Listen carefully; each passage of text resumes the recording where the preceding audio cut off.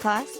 Welcome to Abroad Sex Education, where we discuss everything you wish you learned in school. I'm your host and mentor on the myths of masculinity, Sin. This is part 2 of How to Be a Man, Masculinity and the Manosphere. My co-host is my non-toxic man, Mesa. Non-toxic. That's okay. You are toxic. I'm sure I have some toxic traits in there somewhere. Okay, fine. The best example of community building, Mesa. You can't see, but I'm brushing my own shoulders and At least you're not punching the air. yeah. This podcast is a sex education resource intended for an adult audience. We'll be having real, inclusive conversations about sexuality, pleasure, relationships, gender, identity, and more. Some topics may be considered explicit or sensitive, especially in today's lesson where we'll discuss masculinity, loneliness, online radicalization of men, suicide, and violence against women. Please take care while listening. Our goal is to break the stigma and provide the kind of sex education many of us never got. We're learning too, and we're bringing what we learned straight to the classroom so we can all grow together. You deserve to know what this is about so you can make an informed choice to listen. Or not. That's what consent looks like, even here. So this is part 2, and we're going to be going into communication. Yay. Where I interview you about your experience with masculinity and how to build community in a different way other than the manosphere. I'm excited. Let's get into it. All right. The questions aren't going to be on there, so you're just going to have to listen to me. Oh, okay. I see. Okay. Yeah. So first question is, when you were younger, what did you think being a man meant? Was there any social scripts you learned growing up that, like, this is what men do? It's difficult to answer that because it's so broad, right? I mean, there's a lot of, obviously, like when I think about the media that I consumed as a kid, a lot of it was Disney movies and a lot of the action figures and things like that that you grow up with as a kid, or that we grew up in our generation as a kid. The desirable toys and things that a kid wants, right, were very, I would say, archetypically big, strong men, right? Or Like, fight-based. yeah. It's the same context of, like, women are given babies to play with, and Right. men are given toy guns. That's what I'm kind of getting at, right? Is like the things that I directly received as a kid or wanted to have as a kid, and like wanting a toy that everybody else at school had, right, was like action figures. It was like superhero toys and like, you know, that kind of thing, right? And a lot of those men in those contexts are like the Superman, the like super buff, like emblem of America, right? Is like, you know, that kind of, I guess he wasn't just American, that's more like Captain America, but superheroes in general, right, tend to be muscular and strong and brave and like all these kind of like very, I would say, aggressive sort of strength-based sort of themes. where their value only comes from fighting. Right, yeah. And I think asking me that question, me, Asa, is maybe, it's highly dependent on who you ask, right? Because I grew up as an only child in a household where my mom was the dominant figure by far. You know, my dad's pretty quiet. He kind of keeps to himself. He does things here and there, but like most of the household activities were very much structured around my mom. And I think like that has a lot more to do with how my outlook of what a man is than any other thing, right? Is like, because the way that you're raised and the environment that you grow up in tells you so much about how you expect the world to behave, right? Mm-hmm. And I was taught very early, not by anyone explicitly telling me this is the thing, right? It's just like, I didn't see my dad as the core, strong provider. Both my parents worked. They worked really hard, you know? And like, so there was never really this conception to me of like, oh, you know, I need to be like my dad or my father figure who taught me to be strong, independent provider, the sole breadwinner. Like that just didn't happen for me, Yeah. you know? And I think that it's the same reason when we were talking about all the external factors that lead somebody into that community. I think it has so much to do with chance of who your parents are or what your living situation as a kid is. If you're a foster kid and you're moving around houses, right, and you don't have a social structure or a family infrastructure that can support you with a kind of consistent, role model, right? You just don't, it's so easy to get lost in that. So when you ask me what I saw as a kid that made me think of what a definition of man was, this sounds silly, right? But I genuinely don't think that I got a definition of what a man was that was that different from what a woman was. And I know that's probably like recollection bias, right? Of I don't really know how I thought of things as a kid.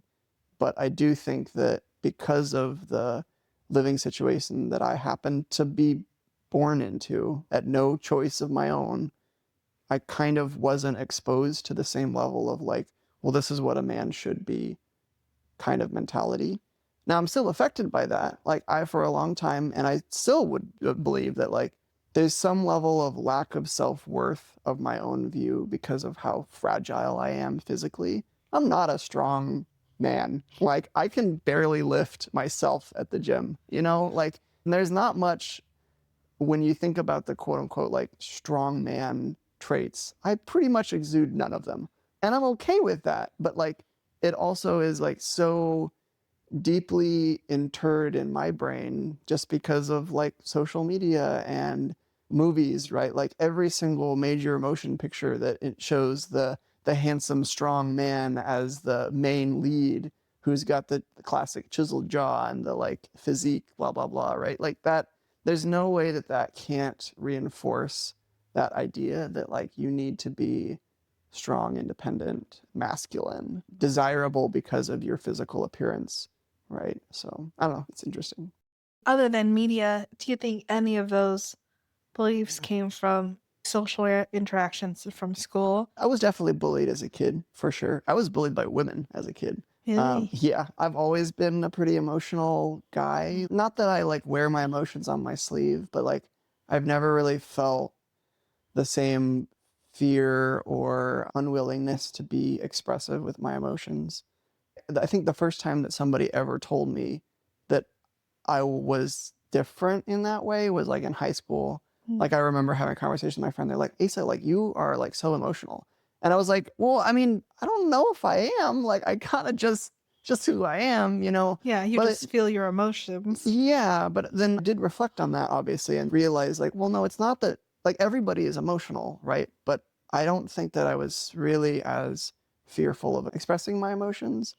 I may not have talked a lot. I didn't talk a lot as a kid. I still don't. I'm not the most communicative, right? But I do think that like there's a difference between not wanting to talk and not wanting to like express yourself if you're upset or sad or feeling unhappy, right? Mhm. And I think that like when you're asking about like social interactions as a kid, right? I think that most of the friends that I had were also sort of those like the weirdos, baby. Like, I mean, that was my cast, right? Growing up was the folks who were the corner in the lunchroom who didn't really have anybody else to go to. That's who I grew up with. Not everybody, obviously there's exceptions, but like a grand majority were in that tier. Because of that, I think I more so associated my lack of male role models with just like, well, I don't really fit in with the popular crowd, rather than I'm not masculine enough or I'm not handsome enough or whatever to like be desirable in those other circumstances. I think it had a lot, in my view, it had a lot more to do with like my actions and my behaviors and what I was interested in rather than like whether I was acting masculine or not. Mhm. You were an only child and you lived far from like a lot of the kids from school. How did you not become isolated in that kind of environment? I mean, I think a lot of it is just luck, you know, because I didn't really have a great internet connection where I grew up. So Yeah.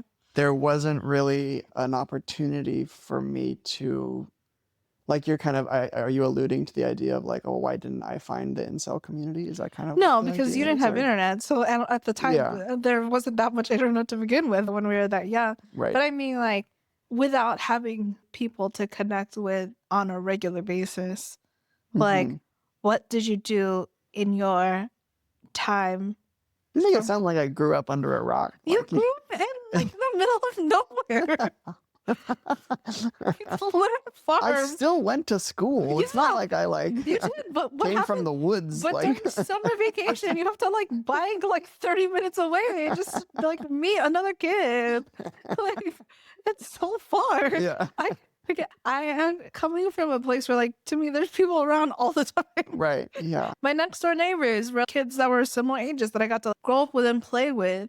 And I don't feel like you had that experience. Yeah. So I think so much of it comes from the privilege of having parents who cared enough to give me space to learn things, but not being completely absent, right?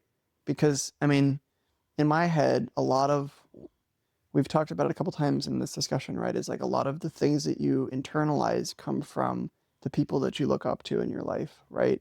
And those points of authority. And to me, it was mostly my parents. I didn't spend a whole lot of time with other kids because, like you said, it wasn't like a bunch of other kids nearby me. I had a few neighbors who were kids, but I wasn't hanging out with them day in and day out at all, right? And so, mostly in those isolated cases, the people who you reach out to are your family, the people you're living with. mhm. And I happen to have family who, like, I think are pretty grounded, caring individuals who weren't authoritative, right, in terms of how they ruled the house, you know. I didn't look to the male figure of my house as he has to be strong and stern and bold and in control and all of that. And so there was never really exposure to me to think, well, that's what I should be, right? Like, Yeah. I and that's what I'm saying is it's not like I chose anything. I didn't. I literally got born and ended up in a household with a surrounding that happened to guide me on a path. And that's what nature versus nurture, right? When I was in sociology classes and I realized like how matriarchal my family is. Cause my dad's just like a chill guy who like wants to joke around and like have fun and just chill out. He's not even the breadwinner. Like my mom's the one working overtime and doing more because she wanted to make sure they had more. And again, granted, this is coming from like two people who've moved here. So it was like both of them felt that pressure to provide for their family and build a life here. Mm-hmm. Like I know that I'm a product of a very matriarchal Mm-hmm. household. A very like headstrong and determined woman. I know what I want, I'll go after it. So I understand why some men find me threatening because Mm-hmm. I live in this space of feeling comfortable Yeah. being what people would consider masculine. I think, and this is not backed up by any evidence, right? But I think it does have a lot to do with genetics too, right? Because like I think about how my interactions were with my parents, and it was pretty much like it was also a very matriarchal family. Like my mom had the schedule. Like she was the one driving what we did day in and day out.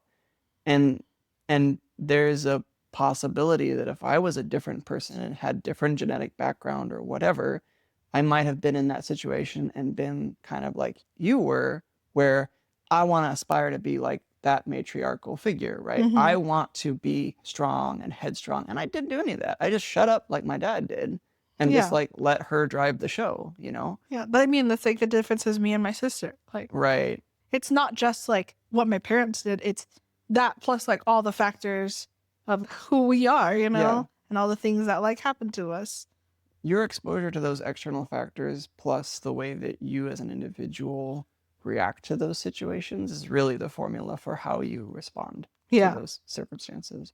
Hmm. It's not one or the other in isolation, for sure. It's nature and nurture. Right. Yeah. Yeah.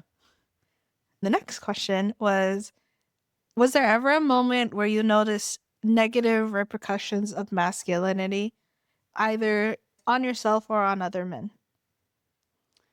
Um, I don't think that on myself, I don't know that I could formulate that many examples, because I think that the things that I thought of as things that most men were supposed to do, like men, I'm saying boys, really, like the things that most boys were supposed to do, i.e., do contact sports and like be out there wanting to date.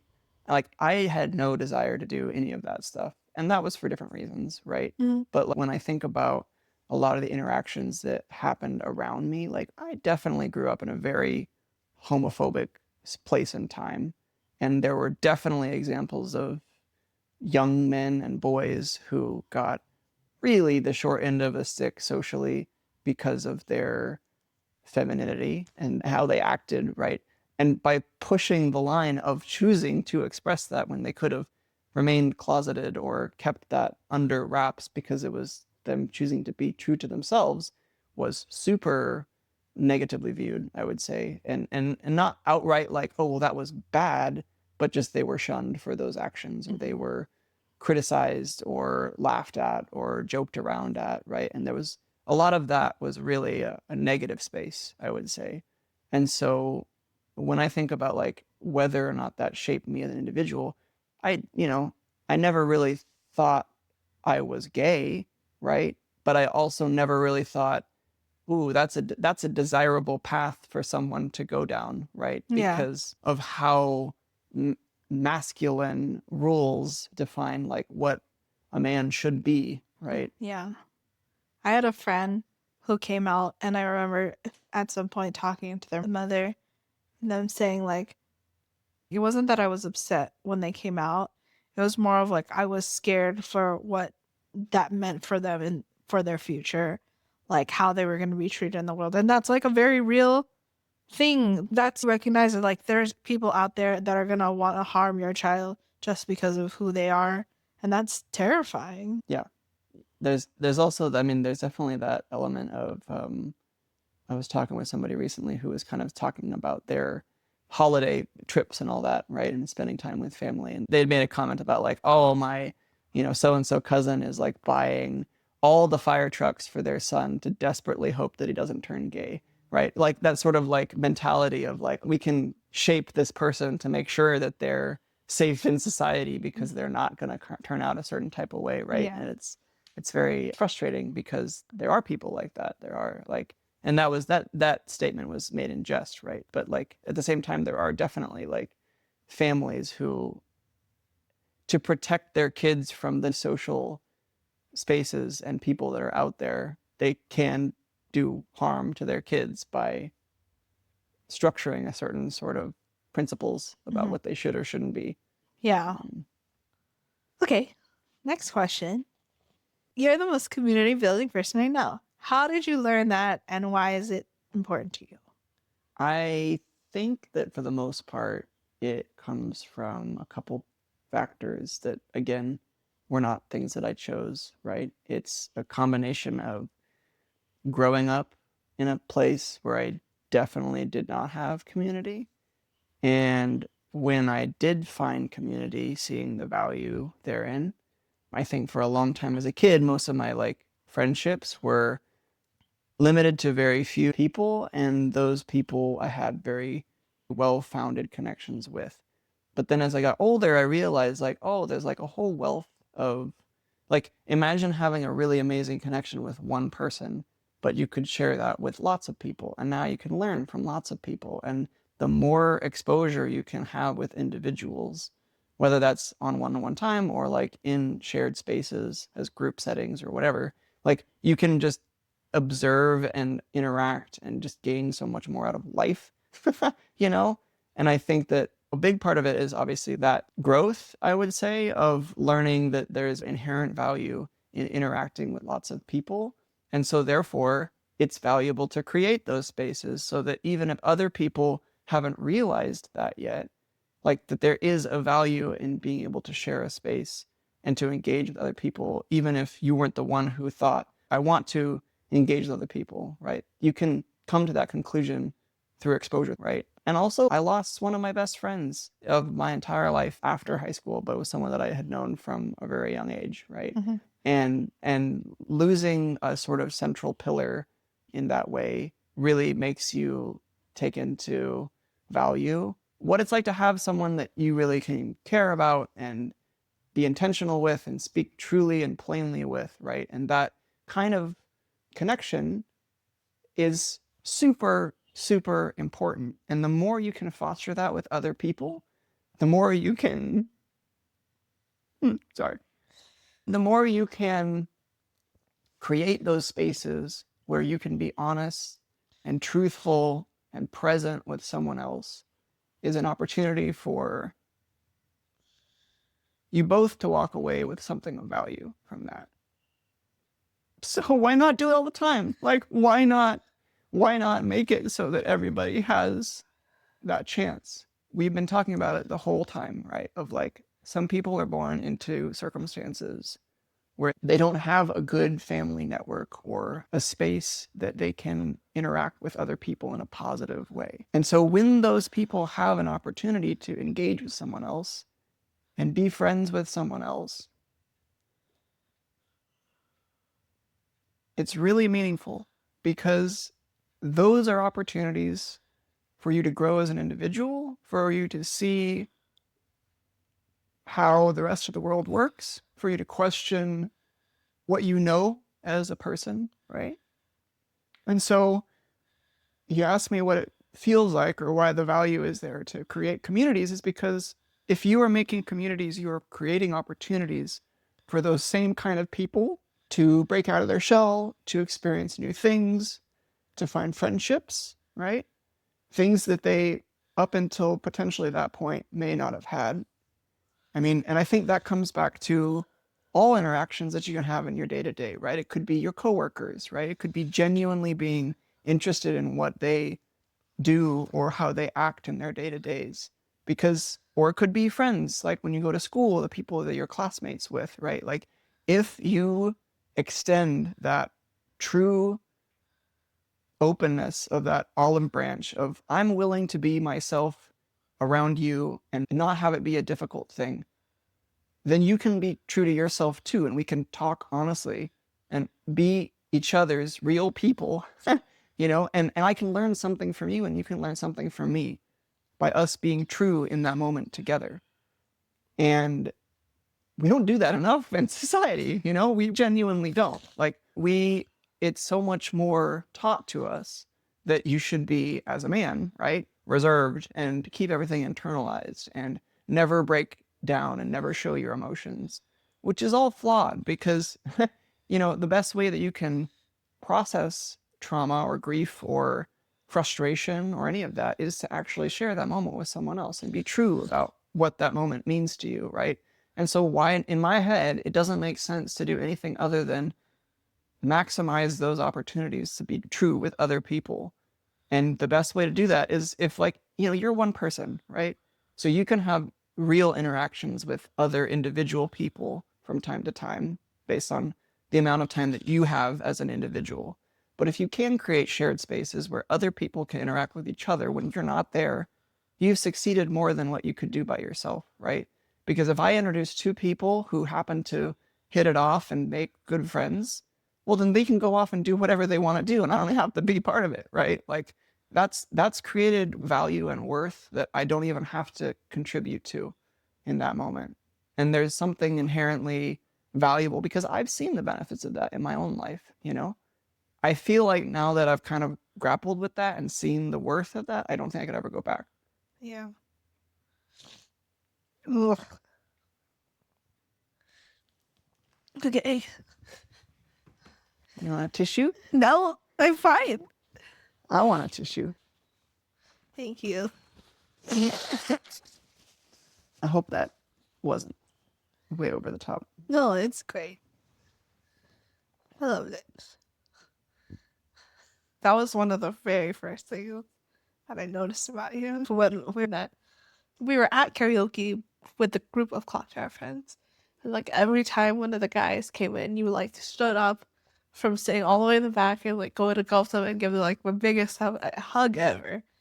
And it was just like, I guess, like a shock to me because it's just like, wow, unfortunately, I haven't seen a lot of men do that. But it was like very attractive. Whew. But also it was like one of the things that made me feel like more encouraged to like be in this space as a woman. The Clock Tower group is a very male dominated space, and like going into a group and seeing this guy just like openly hug and laughing and enjoying each other's company with these guys that like, and it's not at anything of like other than just enjoying your time together, was like very welcoming and very attractive. So, Yeah. Yeah. you have a lot of guy friends that I feel like would not be considered to have like the best social skills, or like I could potentially see as being connected to this cell and Manosphere community, or like making that rash judgment about them without like knowing. Like, just as easy as it is for men to fall into that, it's just as easy for me to judge someone just because I see a bunch of men together to be like, one of them's gonna hate me, and like just like to like Yeah. automatically feel this like there's going to be some negative views on me because I'm a woman. And then like even when I've had that judgment, I've been like happily wrong within these conversations, other than showing up authentically. What do you think has helped people? Well, I think that is the crux of it, right? Is that like if you can feel comfortable talking about yourself with someone else, and you're comfortable with that other person being true about how they are, and that doesn't just extend from man to man, right? Yeah. That's man to woman, right? That's being willing to listen to someone and be empathetic to what their perspective is. And I genuinely believe that like when we talk about this situation and like having men get into this position, I think it's because no one ever gave them that chance. Yeah. You know, no one ever had that moment to like really sit and talk with them about, hey, this is the way that I feel, and let alone a woman having that conversation with them. Yeah. Right. And that, to me, that it hits exactly what we've been talking about, is like it's something that's outside of your control, you know, and it just takes that moment to get someone who's in your external circles or whatever to prompt that conversation and like actually drill down and ask you why, start asking you some critical thinking about why you think a certain type of way, you know, and reflect. Because to be honest, like, I mean, I recently had been reading and like watching a lot of like YouTube videos about like game theory, right? Mm. And game theory is basically the idea of like looking at things with the knowledge that due to social structures and the way that humans are wired, we like playing games. That's just inherent to how we are as people, right? But game theory is basically the idea that because people like playing games and because people are the ones that build society, people build games in society. The way that society works is just a series of different games. And so a lot of it is knowing that you are playing a game when you choose to take part in society in whatever way that looks. And when I think about a lot of the things that happen with men, and the dating game, right? And the status game of what it means to find a partner. I mean, it is that. It is learning to play a game, and the red pill moment of like, oh, I realize that the things that I've been taught, you know, you have to be a provider, you have to be strong, you have to be the breadwinner, don't really apply to the game that is real. It's like, you know, like the game right now and what it's always been is a pursuit of status, right? It is a pursuit of, you know, how do I spend time with people that can bring me up and bring me to a higher level, right? And maybe that's pushing me out of my comfort zone. Maybe that's pushing me in my career. Maybe that's making sure that I have the bare minimum in my life, that I have a stable home and a stable living situation. And I didn't have that before. Maybe that's all I'm aspiring to have, right? But people are wired to play a game and to come out on top. People are wired to find that success somehow. And so when you look at people historically, right, if that's the thing that drives human thinking, right, men and women alike, if you think of it from like the very dawn of humanity, right, like way before modern society and all that, like what is life, right? Life for a man is, I just got to get a lot of women pregnant. That's literally my biological function, is just get women pregnant and succeed by having my genes passed on, right?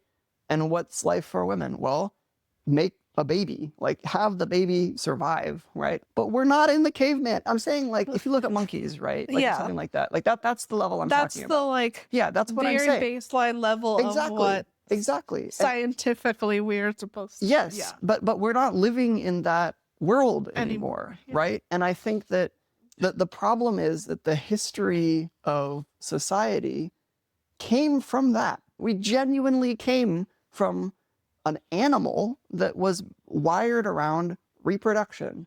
And so how do you successfully ensure that your future, young is going to survive? Well, you can have social structures, quote unquote, that like allow the big strong man to go out and like get food or like fight off the animal or whatever. And the woman is protected, the female, let's not even say woman, the female, right, is protected so they can take care of the young, right?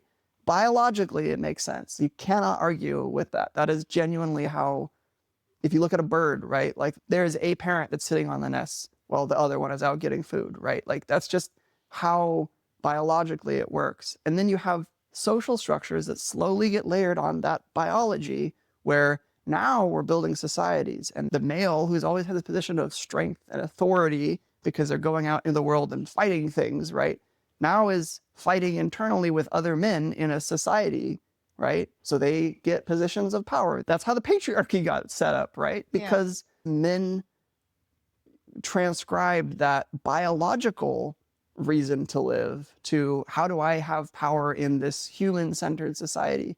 And then we're way past that now, There's literally no reason why men should have any more power than women in social structures, because we've got enough freaking technology and social justice system and everything else that like a woman can have a baby and then go back to work and be another part of society, and the man can watch the baby. Like that thinking of, oh, I'm a man, I have to be able to go be aggressive and be manly and be strong. It conflicts so much with where we are now in 2026 of like where your values should be, right?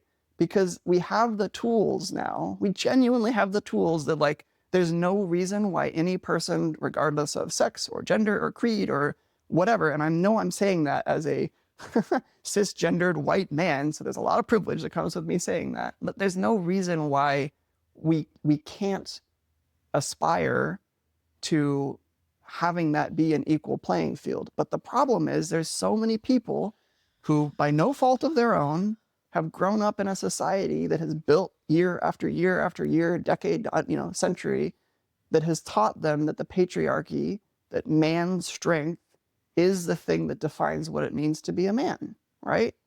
And it's not because of that person. It's not your fault. It's because the system, the game, has taught you the rules to live a certain way that aren't real. Like they don't apply. It doesn't, you know what I mean? It's like when we learned board games and I was like, you didn't tell me this one piece of the game. Exactly. That would have been really helpful to know. Exactly. I could have done better in this game. So like you imagine a man who's grown up with 30 to 40 years of their authority figures, the men and women in their life or whatever, that have taught them, you need to be that strong presence so that you can succeed in society. And then now having the realization that like, well, the game that we're playing now is still molded by that. Of course it's molded by that, right? Everybody is seeking status in some way or another. And so like for a woman who wants to seek status to elevate their position or whatever, yeah, they're probably not going to go for the least desirable man in the list, but not because they hate you, because everyone is wired to reach for that thing that's going to pull me up. My big takeaway with this, right, is if for some magical circumstance you happen to be listening to this podcast and you're thinking or you have exposure to any of this kind of a community, or even if you're just feeling insecure about your ability to date or ability to make friends or ability to have social connections, right? The push there is not to turn on that and say, the game is rigged. The external society is failed and flawed. And the reason why it is because that other person over there, which might be a gay man, it might be a woman, it might be whatever. It's that other person is at fault for ruining my lot in this game, right? It's not to do that. It's to critically think, why do you feel like it's failing for you? What is it about your actions or your reactions to that expression that is not gelling with other people? If you're an asshole, right, and you keep having bad interactions with people, but you haven't realized you're an asshole, you haven't done the self-reflection to think about well, maybe nobody likes me because I'm doing something that's rude or something like that. And I don't think that enough people take the time to reflect a little bit about, well, maybe I'm the problem, right? Not saying that you are the problem, but maybe you are, or maybe there's something that is coming across that you could work on or could strive to reach for, And realistically, it's not a problem with who you are as a core person, as if that can't be changed. Right. It's a problem with a core belief that you have that is something that can be changed. Well, yeah, exactly. And it's been something that you probably got taught, right? Yeah. It's something that you have inherited or been kind of conditioned, right? At no fault of your own, right? That's kind of what I'm trying to hit home here is it requires a little bit of critical thinking to take a look at why you got to be the place that you are, and then questioning, is the way that I'm feeling right now only because I see other people, quote unquote, achieving success or quote unquote getting what they want, right? And I don't feel like I'm getting that. Is that because my definition of success is really true, right? Is my definition of success having a lot of money and having a lot of women that want to have sex with me? Is that really what I need? Or is what I need to think about who I am as an individual, and can I improve and can I grow and can I expand my horizons, right? Because I'm not saying that as a carrot on a stick kind of thing, right? It's not oh, well, if you can learn how to do these things and be your own individual person, then everyone's going to flock to you because now you're going to be super attractive. That's not how the game works, right? But if the system is flawed, which it is, the best thing you can do is treat yourself well and get the therapy that you need, right? And actually bring yourself out from the depths of whatever horrible self-loathing community you might be slowly sinking into. So anyway, I know I ranted a little bit there, but I think that's the core of it. Yeah. Well, I feel like you answered all of my questions with just that whole segment. Now that we've cried a bunch. I don't know what you're talking about. I've been completely dry this entire time. Okay, let's roll it back. Thanks for listening, everyone. It was a little emotional there and then, but I'm okay with that. And you should be too. Be okay with emotions. They're not a scary thing. For any man listening that may not be comfortable expressing their emotions, try just a little challenge. Go up to someone and tell them you care about them or that you value them in your life. Because even if it's just a friend, a parent, a sibling, your dog, it'll feel nice for you to express that. And in turn, hopefully, the person that you say that to will respond. Don't say it to someone who's also super negative. Do it to someone who you think will also receive that information well. Yeah. That's a great idea. I love that idea. I don't do that enough of reaching out to somebody and just kind of saying that I appreciate how they are or what they do or whatever. Connection isn't something you earn once you're perfect. It's something you build by showing up imperfectly. Yeah, I like that a lot. That's the Bell Class. Have any questions about human sexuality? Submit them to our anonymous form linked in the show notes. Your homework? Share this episode with a friend, because the best way to destigmatize sex is to talk about it. And if you're ready for extra credit, grab our free Essential Sex Conversations workbook by signing up for our newsletter. That's it for today's lesson. Class dismissed. Thanks, everyone. Thank you for listening. Thanks. Bye. Bye-bye.